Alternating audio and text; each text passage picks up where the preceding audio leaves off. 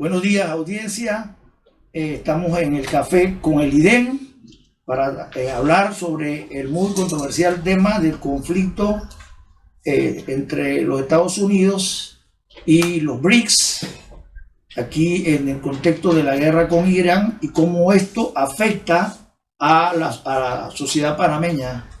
Vivimos momentos de gran controversia global, es una transición que desde Panamá también requiere de ser interpretada, requiere que los panameños tengamos una visión integral de nuestra situación geopolítica en este momento. El gobierno está actuando, todos los países tienen que tomar decisiones. Estamos frente a un gobierno de los Estados Unidos que ha decidido presionar de una manera impresionante, y bueno, el resto del mundo responde. Tenemos hoy aquí acompañándolos al periodista Abdel Fuentes y al compañero Samuel. Gracias por acompañarnos hoy. Y bueno, vamos a empezar. Me ha tocado tener hoy el placer de ser el conductor del programa. No soy el conductor del programa usual, y vamos a iniciar algunas preguntas. Vamos a empezar con mi amigo Samuel. Samuel, ¿cómo piensas tú piensas tú que es el contexto de controversia global que ha definido la actual coyuntura bélica de Irán? Bueno, ante todo agradecer el espacio al Instituto de Estudios Nacional IDEN, un saludo al periodista Abdel Fuentes, al licenciado Euclides Méndez. Y bueno, iniciar con dar un poco el contexto histórico, político, geopolítico de lo que está ocurriendo ahora en Irán. No es un conflicto nuevo, ya podemos decir que es de mediana a vieja data. Lo podemos circunscribir con la propia creación del Estado de Israel en 1948, cuando ya existía Palestina. Eso causó una gran molestia entre los países árabes, musulmanes y hasta cristianos que hay en la región. Israel no ha tenido una política de buena vecindad, si se puede decir así, con sus países en la región de Medio Oriente y el norte de egipcio, Jordania, Siria, Líbano, y ahora en el caso de Irán. Y eso ha generado toda una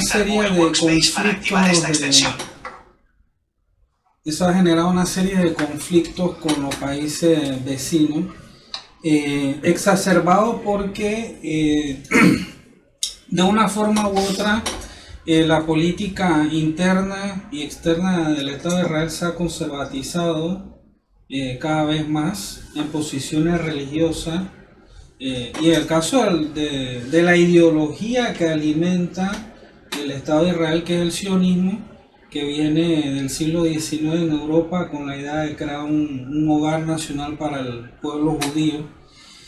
Y eso ha generado toda esta serie de diferencias que en este último periodo ha llegado a la situación de conflicto armado con la República Islámica de Irán, que por otra parte, desde un principio de que llegó al poder en 1979 el ayatollah Ruhollah Khomeini, estableció una lucha contra el Estado de Israel, y ahora con la idea o con la supuesta idea de que en un ataque rápido, demoledor, fulminante, iban a poder destruir al ejército de Irán y al cuerpo de guardia revolucionario islámico de Irán, que es, digamos, la columna vertebral que está haciéndole frente al ejército, a la Fuerza de Defensa de Israel. Eso no se ha dado. Y lo que ha causado ya es un conflicto regional que involucra a los países de la península arábiga, un área que no es solo conflictiva en lo político, sino también por su propia característica multicultural y multireligiosa, porque desde Occidente tenemos la idea de que solamente lo que hay ahí son musulmanes y judíos, y también hay un gran componente de cristianos, de zoroastristas, distintos pueblos, el propio pueblo iraní, el pueblo persa, no habla árabe sino farsi, está el pueblo kurdo, que es otra identidad, el pueblo sirio, jordano, libanés. Entonces Occidente de nuevo comete ya los mismos errores del pasado, lo que ocurrió con Afganistán, lo que ocurrió con Irak, lo que ocurrió con Siria no hace mucho, y ahora lo comete con Irán.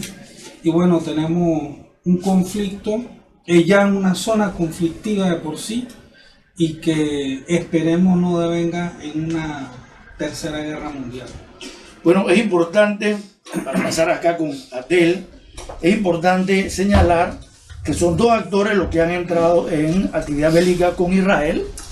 Esos dos actores tienen intereses comunes, pero a la vez tienen intereses diversos. Estados Unidos tiene que tratar de recoger el mundo petrolero, al mundo árabe y musulmán petrolero, que ha sido arrastrado en los últimos años por los BRICS. Eso tuvo dos momentos importantes. El momento en que Arabia Saudita no renueva su acuerdo de vender petróleo en dólares, y eso afecta al dólar, lo afecta tremendamente, porque todo el mundo compra petróleo en dólares en el mundo, y eso lesiona la capacidad de los Estados Unidos de poder disponer de la máquina que hace dólares. Entonces, cuando esto pasa, la tendencia ya a la precipitación del dólar se hace más grave. Otro de los elementos es que el principal comprador, los principales mercados son los de la India, los de China, y entonces se empiezan a atraer, ¿no? Empiezan a atraerse la atención de estos países, pues los China, la India, y empiezan los Estados Unidos a perder el control del área. Entonces esta gente produce petróleo para otro comprador, entiéndase, lo que ya he mencionado, la India, la China, etcétera, y ese petróleo además los acompaña en el crecimiento de su poder global.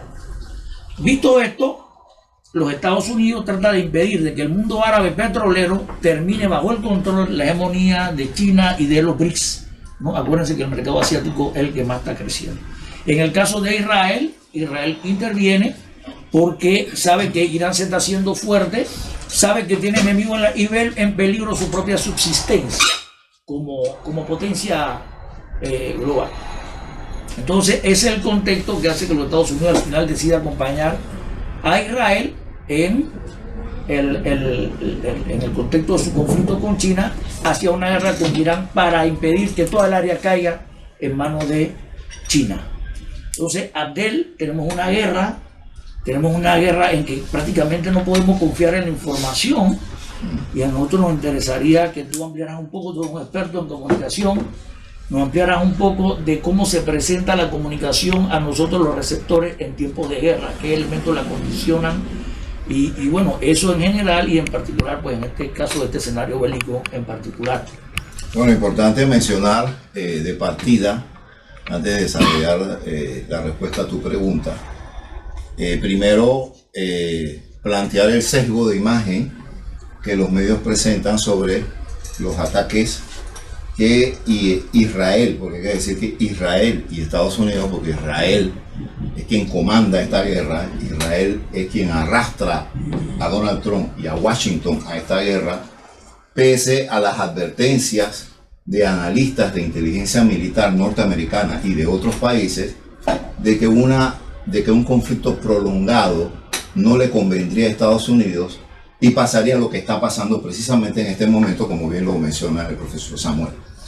Entonces ese sesgo es importante y hay que entenderlo, porque Israel, el Estado sionista de Israel, porque hay que decirlo, es un Estado sionista, es decir, y es un sionismo expansionista, y la gente no entiende los conceptos, o sea, la gente confunde los conceptos de qué significa el Estado de Israel como un Estado religioso sionista que utiliza como excusa el texto hebreo cuando le conviene, y cuando no le conviene no utiliza el texto hebreo, es decir, lo que se conoce como la Torá o el Antiguo Testamento para los cristianos o los católicos. Entonces es importante entender que Israel domina la mayoría de los medios de Occidente. Es decir, que desde la fundación del Estado de Israel, el siglo pasado, a mediados del siglo pasado, la propaganda israelí ha penetrado de tal manera en la conciencia de Occidente, de sus poblaciones, que siempre entonces surge la figura de la demonización en contra de quienes no son, es decir, de quienes no son católicos, cristianos, aquellos que de pronto practican o creen en el Islam, o aquellos que simplemente para una judería talmúdica significan las bestias, los despreciables. O sea que el resto del mundo. es duro decirlo, pero eso está consignado. Inclusive hay manifestaciones, expresiones de los propios rabí ortodoxos de el judaísmo talmúdico, que no es lo mismo que el judaísmo,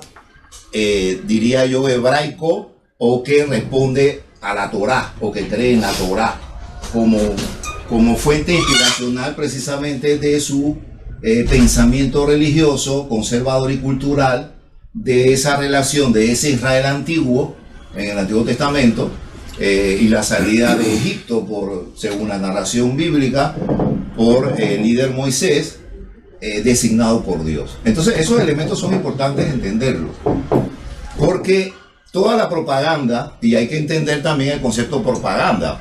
Propaganda viene del latín propagare, propagar. ¿Y qué es lo que se propaga? Se propaga ideas, se propagan opiniones. Entonces esas opiniones que se propagan van formando parte de la psiquis, de la conducta, no solamente la conducta mental, sino la conducta propia de un individuo, de cómo reacciona ante eventos como estos y cuál es su posicionamiento. Y además, obviamente, está el elemento de desinformación. Por ejemplo, en esta guerra hay mucha información y desinformación. Por ejemplo, te mencionaba ayer, Estados Unidos dice, no, el estrecho de Hormuz está abierto y los buques están pasando. Y de pronto los iraníes vienen y te tiran un video y te dicen, aquí están los barcos detenidos en el estrecho de Hormuz. ¿Me explico? Entonces, el tema es que en ese rejuego de la información y la desinformación, que forma parte de la guerra, que no es nuevo, pero ahora es mucho más complicado, Euclides. ¿Por qué es mucho más complicado?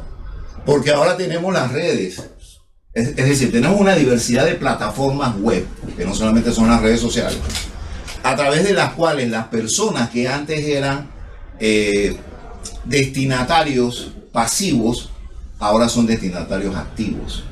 Entonces, si bien es cierto, muchas fuentes en la web, hay que tener cuidado porque distorsionan o mienten abiertamente o exageran, también son mercenarios de los medios. Claro, pero también están los extremistas que de pronto defienden una realidad histórica, como lo acaba de narrar muy bien el profesor Samuel, pero se van a los extremos. Entonces, cuando se van a esos extremos de usar lo que los españoles dicen bulo, entonces eso obviamente mina la credibilidad de muchas fuentes en la red, pero en las redes sociales tú vas a encontrar fuentes muy serias. Por ejemplo, el profesor Jalife, ¿no? Que es mexicano pero libanés, de esencia libanés, es un analista de geopolítica, enseña geopolítica. Que ya analizaba mucho antes de que se diera este conflicto. Exacto, es una fuente de mucha credibilidad. Es más, muchas de los anuncios que había hecho Jalife se han cumplido hoy. Entonces por ahí va la respuesta. Obviamente es mucho más amplia, pero sí es importante entender que la manipulación mediática es muy fuerte en Occidente. Sin embargo, por esto que estoy mencionando, de que las redes y las plataformas web permiten que personas interactúen y que puedan hacer contenido como hace Jalife y otros más, como Stulin, el ruso, Daniel Stulin, es importante porque permite conocer esas partes que los medios occidentales no le dan a las personas. Y ha sido tan importante que ya los medios tradicionales han tenido que divulgar, por ejemplo, un asunto que todavía Donald Trump no reconoce, que la guerra está perdida. Exacto. Perdieron la guerra. Veía precisamente anoche unas imágenes que repostea Jalife de soldados norteamericanos saliendo de estos países árabes. Creo que de Arabia Saudita estaban saliendo. Algunos países están sacando a los soldados porque norteamericanos le han pedido a Estados Unidos que los saquen, porque Estados Unidos ha demostrado que no puede proteger esos países, pero entonces si son víctimas, ¿no? Tienen base norteamericana y ellos están saliendo, nada de eso está acá. Pero lo que te quería decir es que a pesar, o sea, fíjate la conducta de los medios occidentales, por ejemplo, los medios locales aquí en este país. Esa era la pregunta que te iba a hacer. Los medios nacionales siempre han estado a la merced de la narrativa que determinan las multinacionales mediáticas. O sea, por ejemplo, el que no sabe esto, porque yo creo que esto es muy sabido, pero reiterárselo, los medios nacionales le pagan a las agencias internacionales por los contenidos. Pero ¿quién determina los contenidos? Son ellos, las multinacionales. ¿Y quiénes están detrás de esas multinacionales? La retórica sionista está detrás. Esa es entonces la razón por la cual los panameños estamos tan pobremente informados o desinformados de lo que se plantea desde la otra parte o la contraparte o otra parte del mundo. Claro, nosotros somos una sociedad desinformada, pero hay panameños que acceden a estos contenidos, claro, que tienen otra postura, que tienen una mentalidad abierta y entienden precisamente el contexto cultural de la antigua Persia, porque Irán es la antigua Persia. Claro, es un imperio que no es tan fácil, no Exacto. No es como en Panamá y que llegamos y firmamos este acuerdo. Es un tema cultural y ya se sabía, pero Irán lo había advertido. Irán había advertido a Estados Unidos que no los atacara, porque todas estas consecuencias, lo del Estrecho de Hormuz se lo había advertido. Es más, le había advertido: nosotros tenemos misiles y lo primero que vamos a hacer, le vamos a hundir sus barcos, y les han hundido sus barcos con los misiles balísticos y los hipersónicos, que son misiles y drones subterráneos, sí, exacto. Submarinos. O sea, han utilizado misiles y drones, pero con una tecnología que rebasa la tecnología de los receptores que captan a esos misiles. Imagínate, por ejemplo, que hay una reducción de tiempo. Antes podía ser una hora que Israel avisara a la población: vayan a los refugios. Ahora está en un minuto y medio. Ya el Estado de Israel dijo que la gente resolviera por su cuenta, porque ellos habían perdido la capacidad de defender a la población. Samuel, en este contexto, porque ya Abdel se me adelantó un poco cuando yo le iba a preguntar cómo ha manejado los medios locales la información para el resto de los panameños, pero entonces aquí cabe entonces lo fáctico. ¿Cómo está afectando a Panamá? ¿Cómo está afectando a Panamá la posición que ha tomado frente a tanto el conflicto de Irak como al conflicto general que existe en la emergencia del mundo multipolar, es decir, entre las potencias que están llegando y las potencias que se están debilitando? ¿Cómo ha afectado eso para Panamá? Y ¿cómo valoras tú la posición que oficialmente ha tomado el Estado panameño? Bueno, yo creo que Panamá ha perdido el rumbo de su política exterior, y no con este gobierno, sino con gobiernos anteriores. Digamos que el momento cumbre de las negociaciones de los tratados de Torrijos-Carteret, Panamá ha tenido una política exterior con Juan Antonio Taca, Quirino Boy, Julio Yao, entre otros. Digamos que había una orientación de lo que Panamá quería en el concierto de las naciones. Ahora, y creo que con este gobierno se ha enfatizado una posición de total alineamiento y sumisión a los Estados Unidos y su política doméstica en la región como mundial. Y para ver un botón, ¿no? Las primeras dos declaraciones de la Cancillería panameña condenando los bombardeos de la República Islámica de Irán contra sus países vecinos. Y eso va vinculado a esta extraña búsqueda del actual gobierno panameño de relaciones con algunos países de la península arábiga, que tampoco la Cancillería ha explicado cuáles son el porqué, cuáles son los beneficios económicos de esas relaciones. Y por otra parte, después de esta cumbre tropical que el presidente Donald Trump nos invitó a ser parte, donde literalmente hemos empeñado lo poco de soberanía que tenemos, eso indica que... Consolidando la obediencia. Exactamente. Nosotros como país quedamos aún más dentro de la órbita de Estados Unidos, con una política exterior nula. Y si vemos lo que dijo el propio presidente Trump cuando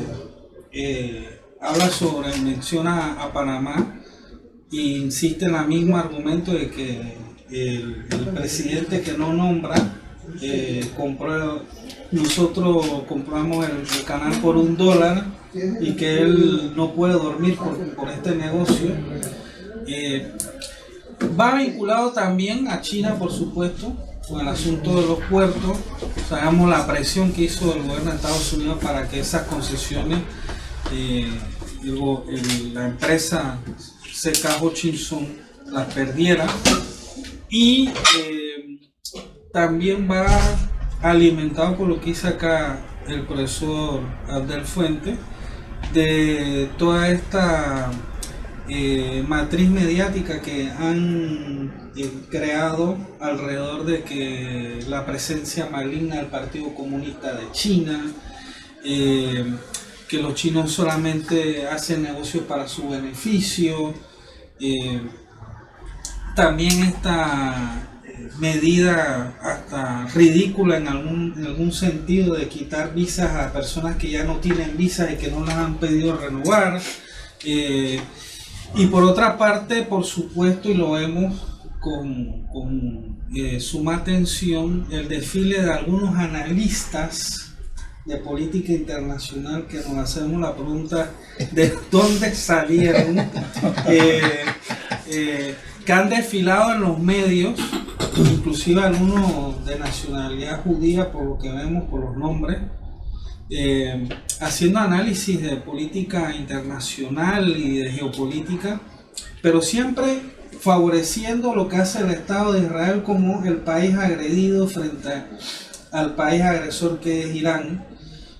No hay ninguna digamos, un criterio de poder conocer la otra parte, que en este caso sería Irán. O sea, realmente nos podemos informar de lo que la otra contraparte piensa, de lo que de la vista de su realidad, es por los medios que no están restringidos, porque si vamos Hispan TV, que es el canal de emisión iraní en español, lo han cerrado en varias plataformas, igual que Russian Today, RT de la Federación de Rusia, que es un tanto dificultoso conocer la otra parte, que también ha hecho un esfuerzo para que nosotros conozcamos su realidad en nuestro propio idioma español, pero vemos el interés de los medios de comunicación locales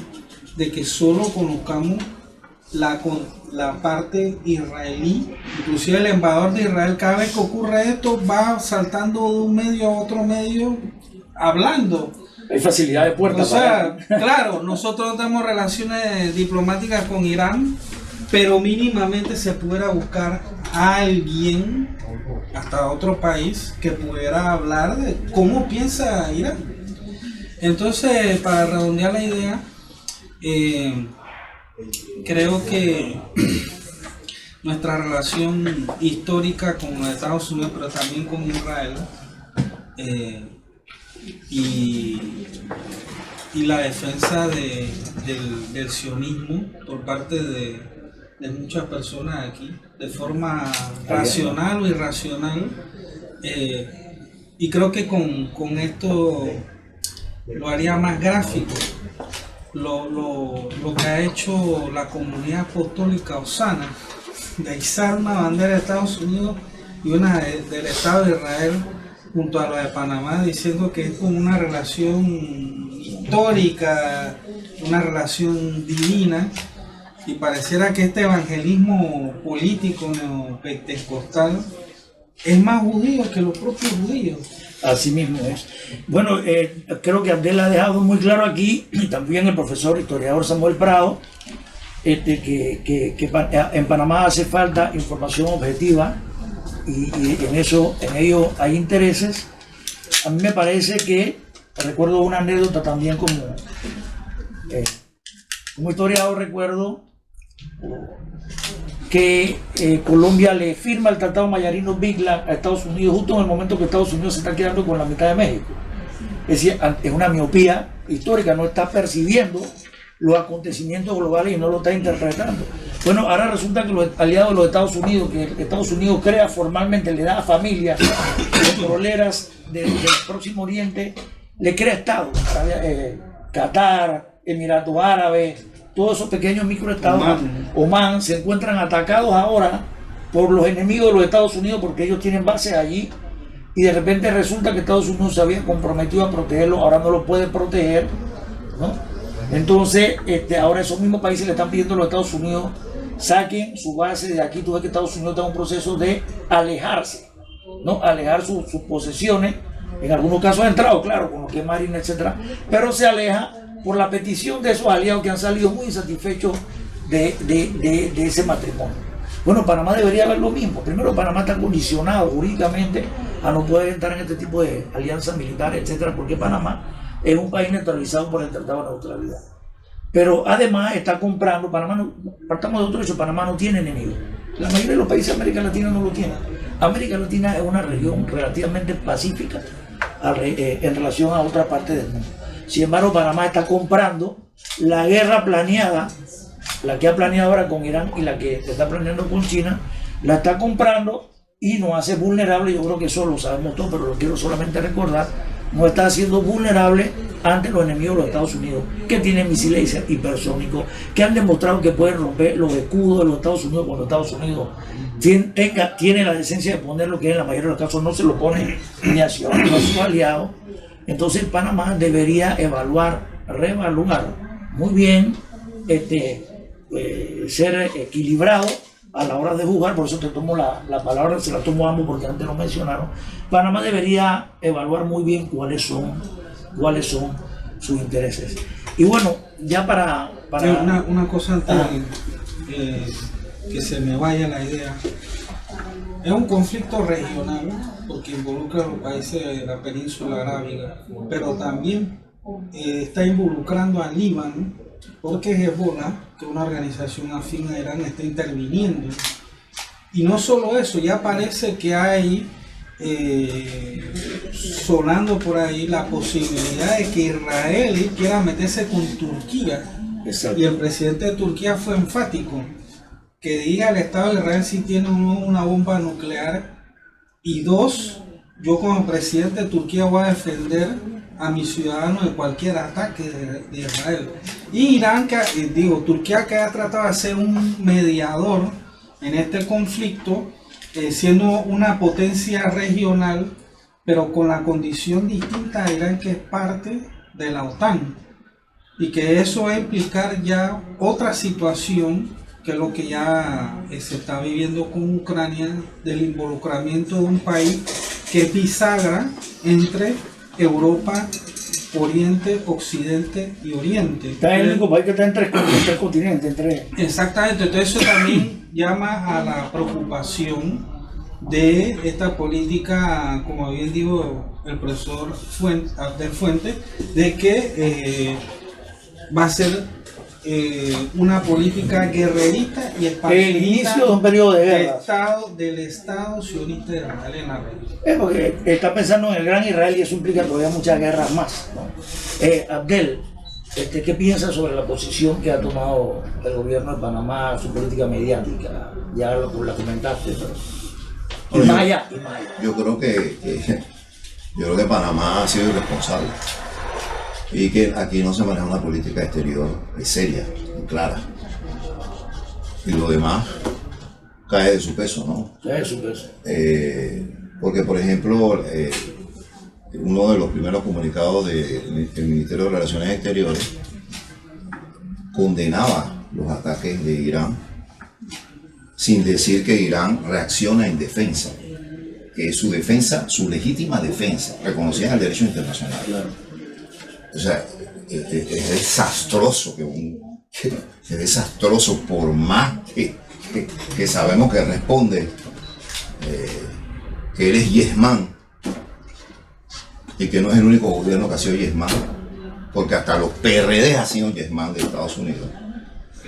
Pero es escandaloso que un comunicado ponga que condena los ataques de Irán y no menciones, por ejemplo, que interrumpen las negociaciones, es decir, engañaron a Irán. Por eso la posición de Irán es hoy: nosotros no vamos a negociar con Estados Unidos, lo ha dicho claro. Estados Unidos dice que dentro de poco terminará la guerra. Es más, Irán Irán ha puesto precondiciones después del acercamiento, porque es Donald Trump, hay que recordar eso a la audiencia, es Donald Trump este lunes 9 de marzo quien llama a Vladimir Putin, conversan por 1 hora.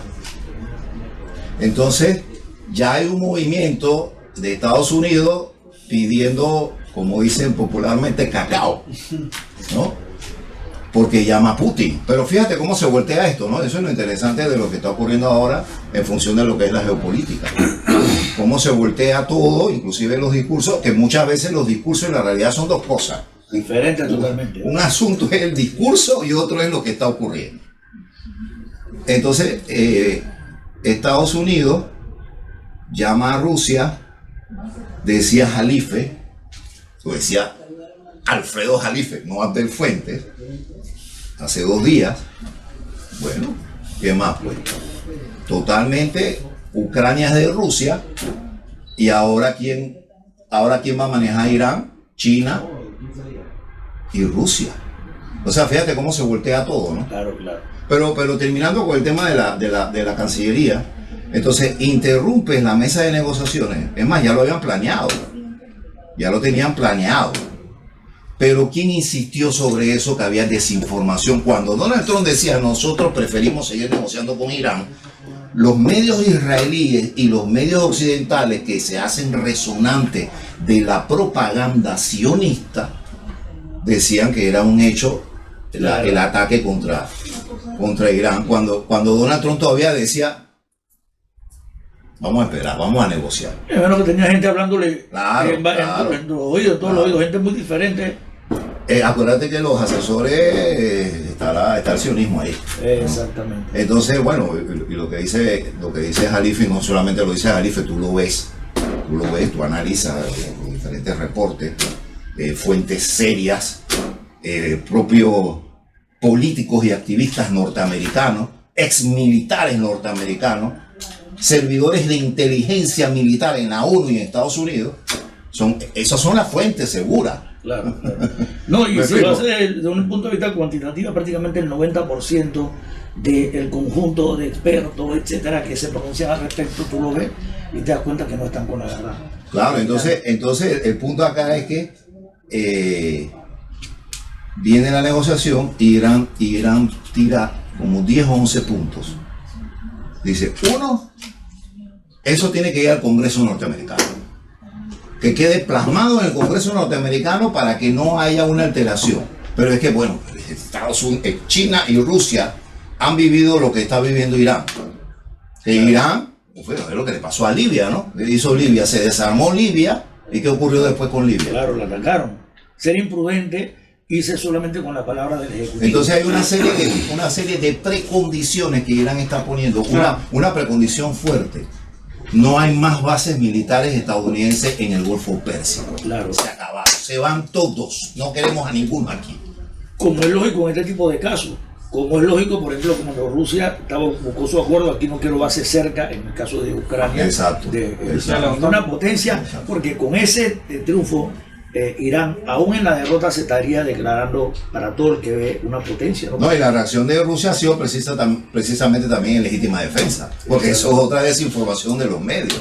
Es decir, es que los medios, cuando un medio te presenta solamente una careta y no te presenta la otra, bueno, yo fui sancionado moral y verbalmente cuando trabajé en un medio, porque cuando el señor Bush vino a Panamá, yo saqué una cara del señor Bush que los medios no daban.